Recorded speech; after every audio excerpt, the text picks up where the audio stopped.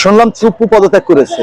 আপনারা জানেন যে 5ই আগস্টের পরে চুপ্পুর বিরুদ্ধে মানে চুপ্পুর অপসারণের বিরুদ্ধে আমরা অনেকগুলো প্রোগ্রাম করেছিলাম, আমি অনেক কথা বলেছি।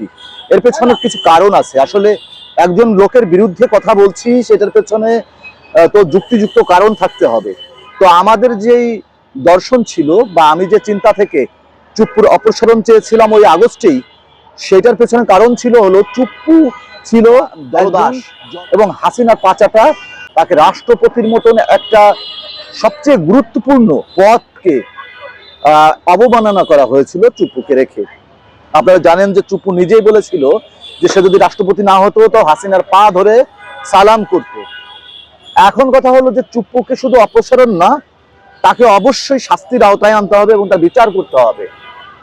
চুপ্পুর শুধু রাষ্ট্রপতি হিসাবে পরবর্তীতে চুপ্পুর মুখ দিয়ে হাসিনা বা ফ্যাসিস্টের বিরুদ্ধে যে কথা বলানো, এইটা একটা রাষ্ট্রীয় বা অন্যান্য কাজ, সেটা দিয়ে চুপ্পুকে বা চুপ্পুর যে অপরাধ বা এই যে গণহত্যার সাথে তার যে সম্পৃক্ততা, সেটাকে আলাদাভাবে ভাবলে হবে না। চুপ্পুর মতন বদমাইশরা এই রাষ্ট্রযন্ত্রের সর্বোচ্চ ক্ষতি করেছে।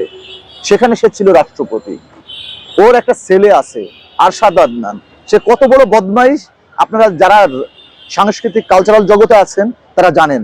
হ্যাঁ, এই কুকুরের বাচ্চাগুলো আওয়ামী লীগের আমলে একটা বাঘ ছিল, এখন অবশ্য কুত্তা হিসেবে আপনি খুঁজে পাবেন কিনা আমি জানি না। অবশ্যই সে রাষ্ট্রপতি ভবনে আছে এবং এতক্ষণ সে ভবন ছেড়েছে কিনা জানি না। তো আমার কথা হলো যে এই আরশাদ আদনান যে কি পরিমাণ জঘন্য, সেটা তোর বাপের চরিত্র পেয়েছে। তোর বাপও তো জঘন্যই একজন। আমার কথা হলো যে 5ই আগস্টের পরে যখন আমরা চুপ্পুর বিরুদ্ধে কথা বলি, তখন জুরায়ের বাপ বলা যে বদমাইশ গুলো ছিল, তারা চুপ্পুর পক্ষে মানে অবস্থান নেয়। কথা হলো তখন যদি চুপ্পুকে যে অজুহাতে অপসারণ করা সম্ভব হয়নি, এখন কেন চুপ্পু পদত্যাগ করছে? আমাদের ভুলভাল কথা বোঝালে হবে না। চুপ্পুর টাইম তো শেষ হয়ে যায়নি, তাহলে কেন এখন অপসারণ হচ্ছে? কারণ চুপ্পুকে পদত্যাগ করতে বলা হচ্ছে। সে ধরা খেয়ে গেছে, সে হাসিনার সাথে যোগাযোগ করে, ইন্ডিয়ার সাথে যোগাযোগ করে। আপনারা কেন ভুলেছিলেন যে চুপ্পু ইন্ডিয়া দ্বারা পরিচালিত না? আমি তো বলেছি 18-র পরবর্তীতে 100% এই দেশ পরিচালিত হয়েছে ইন্ডিয়ার দ্বারা, ভারতীয় গোয়েন্দা সংস্থা রয়ের প্রেসক্রিপশনে, রয়ের নিয়ন্ত্রণে। সেখানে বাংলাদেশ তার টোটাল সার্বভৌমত্ব হারিয়েছিল। সেখানে চুপ্পুকে এত সহজে পদত্যাগ করিয়ে সেভ এক্সিট যদি করা হয়, তবে এই সরকারের বিরুদ্ধে আমরা অবশ্যই কথা বলবো। চুপ্পুকে বিচারের আওতায় আনতে হবে, বিচার হতে হবে। এই দেশের আইন, এই রাষ্ট্র কাঠামো সার্বিক জনগণের জন্য না, কিন্তু 5ই আগস্ট সংগঠিত হয়েছে মানুষের জন্য, রাষ্ট্রের জন্য, সাধারণ জনগণের জন্য।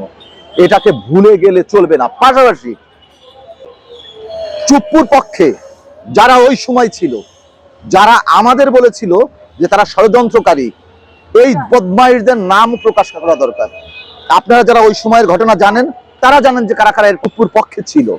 সেগুলো বলতে হবে, আপনাদের কথা বলতে হবে। দল কানা হয়ে গোষ্ঠীগত স্বার্থে, ব্যক্তিগত স্বার্থে এই দেশে এতদিন পর্যন্ত এই দেশের মানুষকে ধর্ষণ করা হয়েছে, রাষ্ট্রকে ধর্ষণ করা হয়েছে। রাষ্ট্রকে ব্যবহার করে কতিপয় এই দেশ থেকে সুবিধা নিয়ে এনেছে। এখানে গণতন্ত্র চলে 2% মানুষের জন্য, এবং সেই মানুষের সবচেয়ে জঘন্য উদাহরণ হলো এই চুপ্পুর মতন লোক। ও রাষ্ট্রপতি নেই, রাষ্ট্রপতি খুবই গুরুত্বপূর্ণ এবং সম্মানের একটা জায়গা, সেই জায়গায় চুপ্পুর মতন বদমাইশ বসেছিল। তাই চুপ্পুকে অবশ্যই শাস্তির আওতায় আনতে হবে এবং ওর ওই শাস্তিটা উদাহরণ হিসেবে বাংলাদেশের ইতিহাসে থাকবে বলে আমি মনে করি।